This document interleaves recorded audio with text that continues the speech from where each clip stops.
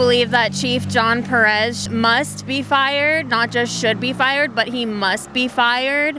And I believe that because of the conspiracy since day one that he's been pushing to push a false narrative that falsely criminalizes Anthony McClain when we all know that Anthony McClain was the victim of his death. And and I also believe that City Manager Steve Mermel must also be fired for his co-conspiracy in pushing that false narrative and defending that false narrative alongside Chief Perez when we know that they had access to the raw footage. Black Lives Matter Pasadena was making demands to release the raw footage. They did not. They chose to release a heavily edited version.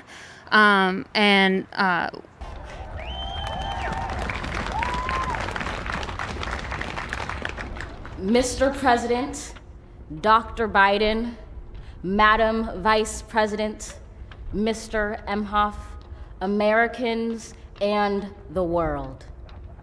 When day comes, we ask ourselves, where can we find light in this never-ending shade? The loss we carry, a sea we must wade. We've braved the belly of the beast. We've learned that quiet isn't always peace. In the norms and notions of what just isn't always just is. And yet the dawn is hours before we knew it. Somehow we do it. Somehow we've weathered and witnessed a nation that isn't broken, but simply unfinished. We, the successors of a country and a time where a skinny black girl descended from slaves and raised by a single mother can dream of becoming president, only to find herself reciting for one. And yes, we are far from polished, far from pristine, but that doesn't mean we are striving to form a union that is perfect. We are striving to forge our union with purpose, to compose a country committed to all cultures, colors, characters, and conditions of man. And so we lift our gazes not to what stands between us, but what stands before us. We close the divide because we know to put our future first, we must first put our differences aside. We lay down our arms so we can reach out our arms to one another. We seek harm to none and harmony for all. Let the globe, if nothing else, say this is true. That even as we grieved, we grew, that even as we hurt, we hoped, that even as we tired, we tried, that we'll forever be tied together, victorious, not because we will never again know defeat, but because we will never again sow division. Scripture tells us to envision that everyone shall sit under their own vine and fig tree, and no one shall make them afraid. If we're to live up to our own time, then victory won't lie in the blade, but in all the bridges we've made. That is the promised glade, the hill we climb, if only we dare it, because being American is more than a pride we inherit. It's the past we step into and how we repair it. We've seen a force that would shatter our nation rather than share it, would destroy our country if it meant delaying democracy. And this effort very nearly succeeded.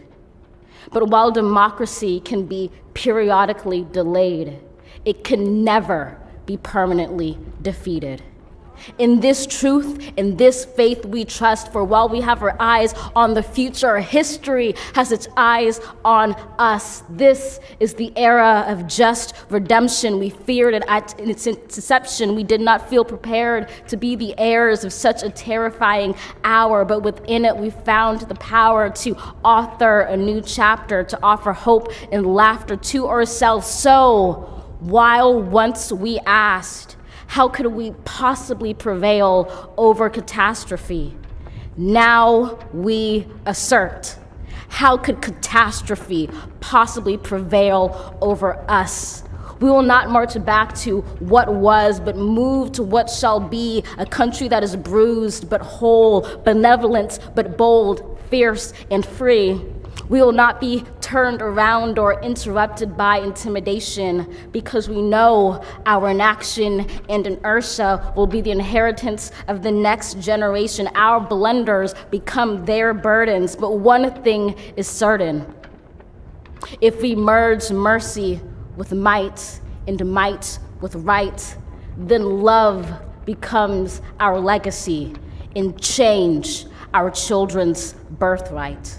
So let us leave behind a country better than the one we were left. With every breath from my bronze-pounded chest, we will raise this wounded world into a wondrous one. We will rise from the gold-limbed hills of the west. We will rise from the wind-swept northeast, where our forefathers first realized revolution. We will rise from the lake-rimmed cities of the Midwestern states. We will rise from the sun-baked south. We will rebuild, reconcile, and recover in every known nook of our nation, in every corner called our country. Our people, diverse and beautiful, will emerge battered and beautiful. When day comes, we step out of the shade, aflame and unafraid. The new dawn blooms as we free it. For there is always light, if only we're brave enough to see it, if only we're brave enough to be it.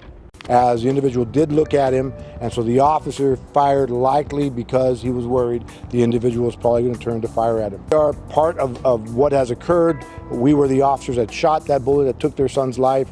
We are responsible and accountable for that event that happened.